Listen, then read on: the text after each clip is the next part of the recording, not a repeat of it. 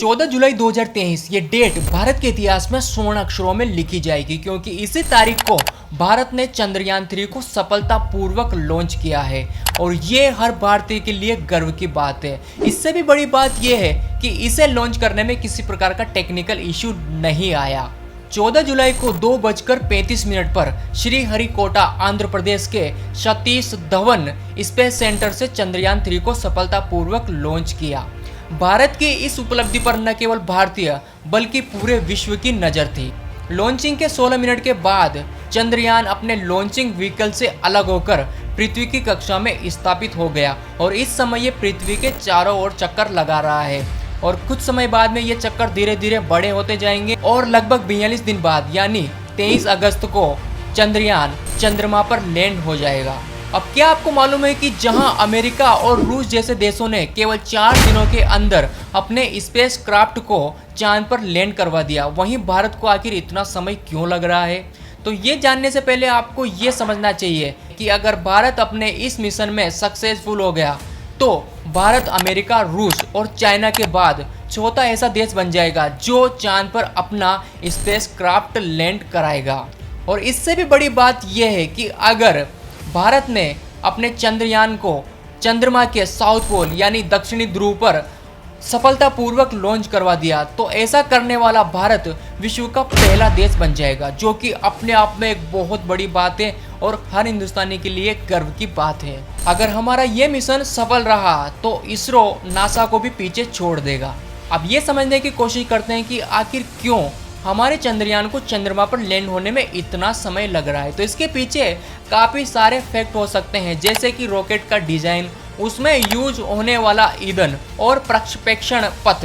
काफ़ी सारे फैक्ट इसके पीछे काम करते हैं। अब सिंपल भाषा में समझना चाहे तो इस तरीके से आप समझ सकते हैं कि इसरो का जो बजट है वो नासा से बहुत कम होता है और उसे इस लो बजट में ही काम करना होता है। अब जाहिर सी बात है कि अगर नासा के पास पावरफुल बजट है तो उसके पास पावरफुल ईंधन होगा और पावरफुल टेक्नोलॉजी होगी और इसी की मदद से वो इतनी जल्दी जो है अपने स्पेसेस को चांद पर लैंड करवा पाते हैं। भारत ने 4 साल के अंदर अपना दूसरा एयरक्राफ्ट चांद पर लॉन्च किया है।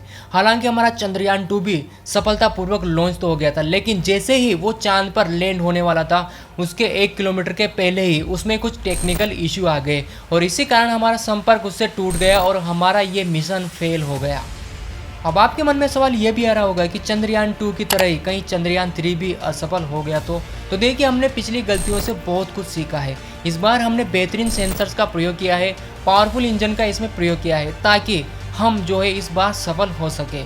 चंद्रयान 3 का बजट 615 करोड़ रुपए है और भारत में वैसे ही टमाटर महंगे हैं, भारत में गरीबी है, बेरोजगारी है। अब कुछ लोग बोलेंगे कि भैया ये पैसा तो इनमें बांट दो, वो बेहतर रहेगा कि अगर ये मिशन फेल हो गया तो हमारा सारा पानी बेकार हो जाएगा। तो भैया उन लोगों को बता दूं कि अगर हमारा ये मिशन सक्सेस हो गया तो हम न केवल स्पेस के मामले में बल्कि हमारी इकोनॉमी भी मजबूत होगी।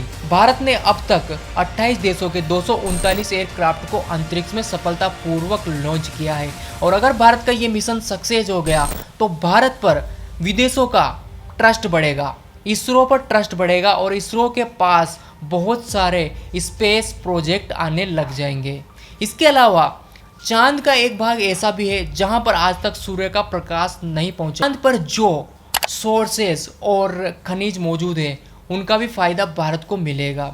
इसके अलावा ऐसे सैटेलाइट से, ऐसे प्रोजेक्ट से हमें काफ़ी मदद मिलने वाली है, जैसे कि अर्थक्वेक, बाढ़ और जैसी जो डिजास्टर है उनकी जानकारी हमें पहले मिल जाएगी। हम लोग अलर्ट हो जाएंगे और बाढ़ जैसे हालातों से बेहतरीन तरीके से हम लोग निपट सकते हैं। इससे पहले जब हमने हमारे चंद्रयान को चांद पर लॉन्च किया था तो विदेशी मीडिया ने हमारा इस पर मजाक उड़ाया था। इस पर अखबार में एक आर्टिकल भी आया था जिसके अंदर एक भारतीय गाय को लेकर खड़ा है और अंदर कुछ लोग जो है स्पेस से रिलेटेड बातें कर रहे हैं, मीटिंग कर रहे हैं। तो पश्चिमी जो मीडिया है, पश्चिमी जो देश है, वो अभी भी सोच रहे हैं कि भारत जो है अभी भी पिछड़ा है और भारत तो अभी भी गंवार है और उसके पास कुछ है नहीं। लेकिन अगर ये मिशन सक्सेस हो गया तो इन सब देशों के ऊपर तमाशा है। ये देश भारत का हमेशा से मजाक उड़ाते आए हैं। इन्होंने कभी भी अमेरिका जैसे देश, चाइना, रूस जैसे देशों पर कभी इस प्रकार की टिप्पणी नहीं की। ये लोग केवल और केवल भारत पर इस तरीके के भद्दी टिप्पणी करते हैं। इन दिनों जो स्पेस इंडस्ट्री है वो भी काफ़ी ज़्यादा ट्रेंडिंग में है। इस समय 13 बिलियन से अधिक का इसका जो बजट है, टर्नओवर है, वो बढ़ गया है।